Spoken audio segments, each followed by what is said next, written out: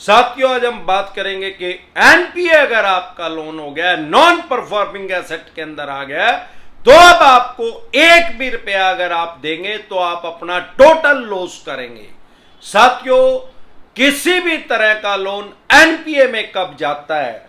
3 महीने के बाद। कोई भी बैंक या एनबीएफसी कंपनी अगर आपकी 3 ईएमआई डिफॉल्ट हो गई है, या क्रेडिट कार्ड का मिनिमम 3 महीने से आपने पे नहीं किया है, या सीसी अकाउंट आपका कैश क्रेडिट अकाउंट है, आपने लिमिट बनवाई हुई है और उसका इंटरेस्ट 3 महीने तक इनको पे नहीं किया, तो 3 महीने के बाद आपके केस को ये एनपीए में डाल सकते हैं। एनपीए की फुल फॉर्म है नॉन परफॉर्मिंग एसेट, ऐसा पैसा जो बैंक या एनबीएफसी कंपनी की नजरों में अब उसको फायदा नहीं देगा। इस सिनेरियो में लोग हमारे साथ पास बहुत से कमेंट आते हैं कि सर मेरा एनपीए में तो चला गया है, लेकिन अब भी मैं आधी किस्त पर मंथ इनको दे रहा हूं। भाई, आधी किस्त दे दे चाहे पूरी दे दे, जितना भी पैसा आप एनपीए के बाद इनको देंगे वो ले तो लेंगे, ना तो करेंगे नहीं। क्यों आप अकाउंट में डाल रहे हो या उस अकाउंट से ईसीएस कट ही रहा है, एनपीए होने के बाद उसको ईसीएस को हटाते नहीं है। जितना पैसा आप देते जा रहे हो इनको, वो सारा ब्याज प्लेंटी जुर्माने में काटते जा रहे हैं। आपका ना तो 1 रुपया प्रिंसिपल घट रहा है और ना 1 रुपया इंटरेस्ट आपका घट रहा है। अगर आपका केस एनपीए में चला गया है, क्योंकि इतनी जल्दी तो बैंक या एनबीएफसी कंपनी एनपीए में केस को डालते नहीं है। क्यों? अगर एनपीए में हर केस को ये डालेंगे तो इनका खुद से ये नगद हो जाएंगे। क्यों? पीछे लक्ष्मी विलास बैंक डूब गया, उसका 26% एनपीए हो गया था। सामान्य बोलचाल की भाषा में बात करें तो उसने 100 आदमियों को लोन दिया और 26 आदमियों ने उसका पैसा ही वापसी नहीं किया, तो उस पर खुद से ताला लग गया। हर बैंक एनबीएफसी कंपनी शेयर बाजार में लिस्टेड है और सब कुछ ऑनलाइन हो चुका है। अगर ये बहुत ज्यादा लोनों को एनपीए में डालेंगे तो इनका एनपीए का रेशो बढ़ जाएगा। आपकी स्क्रीन पे कमेंट बॉक्स के अंदर एक नंबर आया हुआ है 9306347314। इस नंबर को सेव करके व्हाट्सएप मैसेज करें, तुरंत प्रभाव से रिप्लाई आएगा कि कैसे आप हमारे साथ टेलीफोनिकली जुड़ सकते हैं, पर्सनल मीटिंग कर सकते हैं। यह नंबर मेरी टीम के पास होता है। अगर आप इस पे डायरेक्ट कॉल करेंगे कोई रिप्लाई नहीं आएगा, व्हाट्सएप कॉल करेंगे कोई रिप्लाई नहीं आएगा, व्हाट्सएप मैसेज करेंगे तो तुरंत प्रभाव से रिप्लाई आएगा। और जो इनका वो शेयर बाजार है, शेयर जो इनके हैं वो चूहे बन जाएंगे, मुझसे बन जाएगा, धड़ाम से नीचे गिरेगा इनका शेयर बाजार, औंधे मुंह गिरेगा। इनका 100 रुपए का शेयर कोई 2 रुपए में नहीं खरीदेगा। इसलिए हर लोन को एनपीए में नहीं डालते। पावर तो 3 महीने के बाद इन पे के पास आ जाती है। अब दूसरे सिनेरियो में क्या कारण है कि एनपीए में हर लोन को नहीं डाला जाता? दूसरा, क्योंकि बैंक उन लोगों का करंट अकाउंट खोल रहा है, सेविंग अकाउंट खोल रहा है, आरडी कर रहा है, एफडी कर रहा है और भी अन्य 50 तरह के कार्य कर रहे हैं, जिससे लोगों का पैसा बैंक के पास इकट्ठा हो रहा है। अब जब किसी भी बैंक का एनपीए बढ़ेगा तो लोग क्या करते हैं, उस बैंक में एफडी नहीं करवाएंगे, आरडी नहीं करवाएंगे, सेविंग अकाउंट नहीं खुलवाएंगे, करंट अकाउंट नहीं खुलवाएंगे, तो वो खुद से ही नगद हो जाएगा। दूसरा, जिन्होंने खुलवा रखा होगा वो भी अपना पैसा निकलवा लेंगे, क्योंकि आरबीआई की गाइडलाइंस के अकॉर्डिंग जब भी कोई बैंक डूबेगा तो आपको सिर्फ 5 लाख रुपए तक आपको मिलेंगे मुआवजा। फिर आपके चाहे उस बैंक में 50 लाख रुपए हैं, चाहे आपके 5 करोड़ हैं, अगर आपके 5 करोड़ उस बैंक में और वो बैंक डूब गया तो सिर्फ 5 लाख रुपए आपको मिलेंगे, 4 करोड़ 95 लाख रुपए गए। अगर आपके उस बैंक में है ही 25,000 रुपए तो आपको 25,000 रुपए मिलेंगे, ना कि 5 लाख रुपए मिलेंगे। 5 लाख रुपए तक का इंश्योरेंस है, इसका मुआवजा आरबीआई की गारंटी जो है वो सिर्फ 5 लाख रुपए तक की है। अब इसमें कंडीशन क्या है कि जब तक बैंक का लॉक खुला है, बैंक का ताला नहीं लगा, भले ही उसका रेशो कितना ही अप हो गया हो, और किसी आदमी के 50 लाख हैं, 2 करोड़ हैं, 5 करोड़ रुपए हैं, तो एनपीए बढ़ने से जब तक बैंक का लॉक खुला हुआ है, ताला नहीं लगा उसके ऊपर, वो डूबा नहीं पूरी तरह से, वो आपका पैसा देने से इनकार नहीं कर सकता, चाहे वो एफडी है, आरडी है या जो भी है, व्हाटएवर आपके सेविंग अकाउंट में है, करंट अकाउंट में, उसको पैसा देना पड़ेगा। अब लोग क्या करते हैं, जैसे ही एनपीए बढ़ेगा तुरंत प्रभाव से बैंक में भागते हैं, भाई पैसे दे, डूबे गए तो इस वजह से बहुत ज्यादा लोनों को एनपीए में डालते ही नहीं है। लेकिन एनपीए में डालने की इनके पास पावर है। अगर एनपीए में डाल दिया, उसके बाद जितना पैसा इनको आप देंगे सारा बैंक के बाड़े में जाएगा। चाहे आपकी 5 लाख रुपए महीना किस्त है, आप ये ना सोचे कि 5 लाख में से 2-3 लाख रुपए इंटरेस्ट में काट लेंगे, बाकी के मेरे प्रिंसिपल या इंटरेस्ट में कंसीडर कर देंगे, प्लेंटी 2-3 लाख रुपए की लगा देंगे, यह सारा पैसा उसमें आपका उड़ा देंगे। अगर आपके पास एनपीए में आपका लोन चला गया है, 4-5 महीने की ईएमआई आपकी डिफॉल्ट हो गया और अब आपके पास उतना पैसा है जितनी आपकी 5 महीने की ईएमआई डिफॉल्ट हुई और जितना ब्याज प्लेंटी जुर्माना जितना भी लगा है आपके पास, अगर उतना पैसा है तो आप बैंक में उसको जमा करवा दें। कोई कहता है कि बैंक वाले लेते नहीं, अरे ऑनलाइन जमा करवा दे यार, लोन अकाउंट नंबर लेके ऑनलाइन ट्रांसफर कर दे, तो आपका बैंक का जो अकाउंट है, लोन अकाउंट है, वो नॉर्मल हो जाएगा। बैंकिंग की भाषा में उसको स्टैंडर्ड अकाउंट बोलते हैं। कुछ झोला छाप यूट्यूबर हैं, वो कहते हैं कि भाई ऐसे होगा नहीं, पहले परमिशन लेनी पड़ेगी। अबे बेरी की दुकान का तो पता नहीं किंग है, क्या की परमिशन लेनी पड़ेगी? किसी को पैसे देने के लिए भी परमिशन लेनी पड़ेगी यार। बॉडी ट्रेड नीम हकीम खतरा है जान। अरे भाई किसी को पैसे देने के लिए कोई परमिशन नहीं लेनी पड़ती, किसी से पैसे लेने के लिए परमिशन लेनी पड़े। अगर आपने पैसे वो उस अकाउंट में डाल दिए अपने लोन अकाउंट में और कोई बैंक एनबीएफसी कंपनी अब भी उसको स्टैंडर्ड नहीं कर रही, तो इनका सीधा बैंकिंग ombudsman के पास इनकी कंप्लेंट करें। सारे देश का एक बैंकिंग ombudsman बना दिया गया आरबीआई के द्वारा।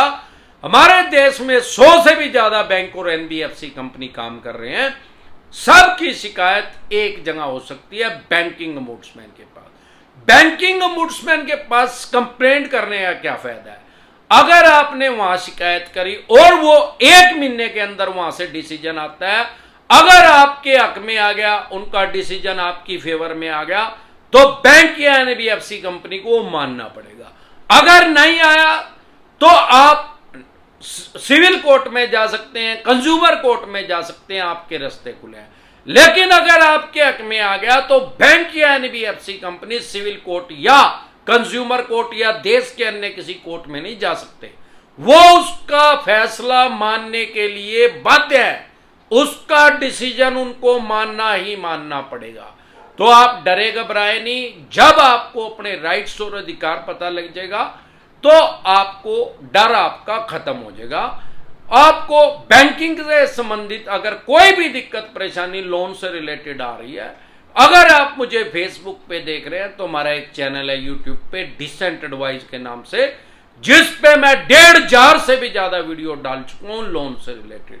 फिर आपको या आपके किसी भी यार प्यारे रिश्तेदार को लोन से रिलेटेड कोई भी दिक्कत परेशानी समस्या अगर आ रही है, यूट्यूब के सर्च के ऑप्शन में जाके वो प्रॉब्लम लिखे, जैसे ही आगे डिसेंट एडवाइस लिखेंगे तुरंत प्रभाव से आपकी समस्या का समाधान हो जाएगा।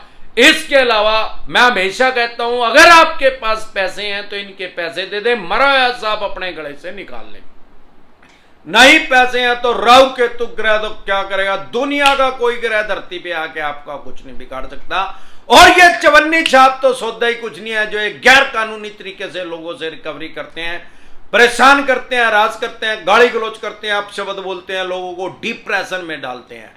इनका यमराज तो ये अमरदीप कादियान बैठे हैं, इनको तो जरूर हरिद्वार तक छोड़ के आऊंगा। इनकी दुकान के अंदर पेट्रोल के कोटल लगा दिए जाएं, अगर ये आके अपशब्द करें, बकवास करें, गाली गलौज करें आपके साथ, ये फिर पागल कुत्ते की तरह वहां भागेंगे। वहां से आपके मोहल्ले में, गांव में, तहसील में, कस्बे में जिंदगी में कभी नहीं दिखेंगे, ना ही कभी चवन्नी छाप का काम करेंगे। और जो दूसरे चवन्नी छाप में उनको भी बता देंगे कि उसकी दुकान में, मकान में, फैक्ट्रियां, कारखाने में ना जाइयो तो दुकान के अंदर पेट्रोल के कोटल लगा देता है।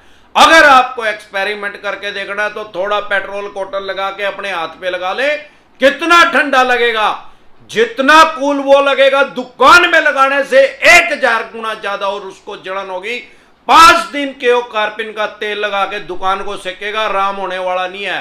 और ना ही इसकी कोई कंप्लेंट होती, क्योंकि मेडिकल में तो आएगा नहीं कि दुकान के अंदर पेट्रोल लगा रखा है। और पेट्रोल तो उड़ जाएगा, जलन उसकी दुकान के अंदर 5-7 दिन तक परमानेंट रहेगी। जिंदगी में कभी वो चवन्नी छाप नहीं आएगा, ना ही कोई और चवन्नी छाप आपको परेशान करेगा। 2 तरह के नोटिस को कभी भी अवॉइड ना करें।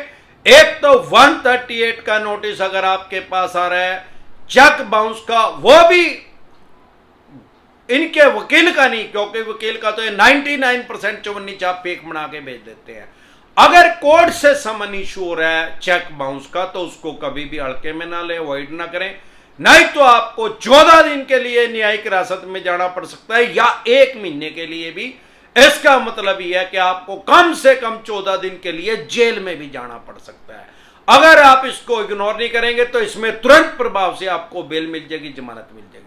दूसरा, अगर सरफेसी एक्ट 2002 के अकॉर्डिंग आपके पास कोई नोटिस आ रहा है 13(2) का, 13(4) का, सिंबॉलिक पोजीशन का, फिजिकल पोजीशन का, डीएम साहब का, इसको कभी भी हल्के में ना लें।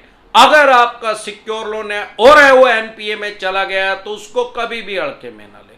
जब भी आप इसको हल्के में लेंगे, इसको इग्नोर करेंगे, तो आप अपनी प्रॉपर्टी से हाथ धो बैठेंगे। वो मकान है, दुकान है, जमीन है, जायदाद है, फैक्ट्री है, कारखाना है, स्कूल है, कॉलेज है, बंगला है, कोठी है, शोरूम है, या जो भी आपने कोई प्रॉपर्टी इनके पास एसेट मॉर्गेज के लोन लिया है, गिरवी रख के इनके पास रहन रख के इनसे पैसा लिया है, सीसी लिमिट लिया, ओडी लिमिट लिया, लैब करवाया, लोन अगेंस्ट प्रॉपर्टी या होम लोन लिया, उसकी प्रॉपर्टी की ऑक्शन कर देंगे, बोली कर देंगे, सेल कर देंगे, उसको स्क्रैप के रेट में, कबाड़ी के रेट में बेच के ये अपने पैसे पूरे कर लेंगे। आपको सरफेसी एक्ट 2002 से घबराने की जरूरत नहीं है, क्योंकि इसने आपके जो राइट्स जो हैं, आपके अधिकार जो हैं, उनको खत्म नहीं किया। हमारे देश में कोई भी ऐसा कानून नहीं आ सकता जो आम आदमी को संविधान ने जो आपको राइट्स दिए हैं उनको वो खत्म कर दे। अगर आपके पास सरफेसी एक्ट 2002 के अकॉर्डिंग नोटिस आ रहा है, अगर आपका कोई एग्रीकल्चर लोन है, भूमि से संबंधित कोई आपने लोन लिया है, तो उसके ऊपर सरफेसी एक्ट लागू ही नहीं होता। अगर आपने किसान क्रेडिट कार्ड लिया है केसीसी, तो उसके ऊपर कभी भी सरफेसी एक्ट लागू नहीं होता, इंप्लीमेंट नहीं होता। अगर आपके 20% तक पैसे रह गए हैं तो भी सरफेसी एक्ट आपके ऊपर लागू नहीं होता। अगर सरफेसी एक्ट के अकॉर्डिंग आपके पास ये नोटिस भेजते हैं तो आप डीआरटी में इनके खिलाफ जा सकते हैं। डीआरटी भी कोर्ट का नाम है, वो आपकी स्टेट के अंदर है। इसके अलावा जब भी ऐसे नोटिस आए तो तुरंत प्रभाव से लीगल एडवाइस ले। इसके अलावा अगर आप हमारे साथ टेलीफोनिकली जुड़ना चाहते हैं, पर्सनल मीटिंग करना चाहते हैं, फिर आपका लोन 2 करोड़ का है, 5 का है, 25 का, 50 करोड़ का है, जितने भी करोड़ का आपका लोन है, लोन से रिलेटेड जो भी दिक्कत, परेशानी, समस्या अगर आपको आ रही है, आपके पास किसी भी तरह का नोटिस आ रहा है, सरफेसी एक्ट 2002 के अकॉर्डिंग आ रहा है, 13(2) का, 13(4) का, सिंबॉलिक पोजीशन का, फिजिकल पोजीशन का, डीएम साहब का, 138 नेगोशिएबल इंस्ट्रूमेंट एक्ट 1881 का, जिसको चेक बाउंस कहते हैं, पेमेंट एंड सेटलमेंट एक्ट 2007 का, जिसको सेक्शन 25 बोलते हैं, या ईसीएस बाउंस भी जिसको बोलते हैं, या आर्बिट्रेशन एंड कंसोलिडेशन एक्ट 1996 का, जिसमें ये सेक्शन 62 के अकॉर्डिंग आपके ऊपर कार्रवाई करते हैं, या रिकॉल नोटिस आ रहा है, अन्य किसी भी तरह का कोई भी नोटिस आपके पास आ रहा है, लोन से रिलेटेड जो भी डॉक्यूमेंट्स है वो सभी लेके आप मेरे से पर्सनल मीटिंग कर सकते हैं, पर्सनल एडवाइस ले सकते हैं, या टेलीफोनिकली भी एडवाइस ले सकते हैं। हमारे साथ जुड़ने हैं, क्या प्रोसेस है, आपकी स्क्रीन पे कमेंट बॉक्स के अंदर एक नंबर आया हुआ है 9306347314। इस नंबर को सेव करके व्हाट्सएप मैसेज करें, तुरंत प्रभाव से रिप्लाई आएगा कि कैसे आप हमारे साथ टेलीफोनिकली जुड़ सकते हैं, पर्सनल मीटिंग कर सकते हैं। यह नंबर मेरी टीम के पास होता है। अगर आप इस पे डायरेक्ट कॉल करेंगे कोई रिप्लाई नहीं आएगा, व्हाट्सएप कॉल करेंगे कोई रिप्लाई नहीं आएगा, व्हाट्सएप मैसेज करेंगे तो तुरंत प्रभाव से रिप्लाई आएगा। एक बार जोर से मिलकर नारा लगाएंगे, जय ससुराल वालों की।